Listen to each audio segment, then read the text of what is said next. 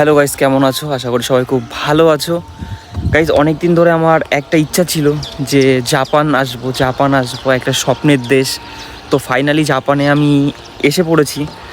তো আসার পরে একটা জিনিস অনেক দিন ধরে চাচ্ছিলাম যে একটু ফাঁকা জায়গায় থাকবো, একটু অনেক জনবসতির থেকে একটু কম হবে, মানুষজনের জনবসতি অনেকটা কম হবে, আর ন্যাচারালি পাখির ডাক পাবো, পাখির আওয়াজ, সকালবেলা পাখির আওয়াজ শুনে ঘুমটা ভাঙবে। তো ফাইনালি সব রকমই পাচ্ছি সুযোগ সুবিধা। আর সত্যি কথা বলতে তার একটা জিনিস দেখাচ্ছি, এই দেখো, একটা জিনিস দেখো, সূর্যের আলো ভেদ করে আলোটা কীভাবে ছড়াচ্ছে দেখেছো? ন্যাচারাল ভিউ ভাই, পুরো একটা ন্যাচারাল, এতটা সুন্দর লাগছে।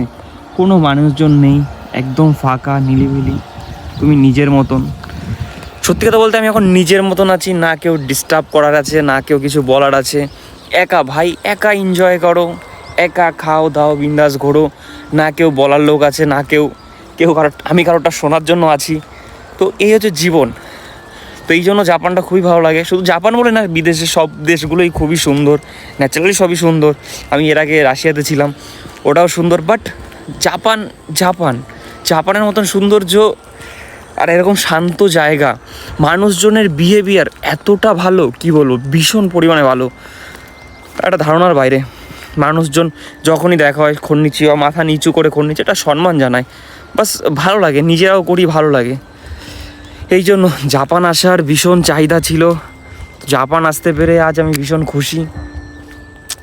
আর ন্যাচারাল সৌন্দর্য একটা, এখানে যে একটা গন্ধ, একটা ন্যাচারাল গন্ধ, উফ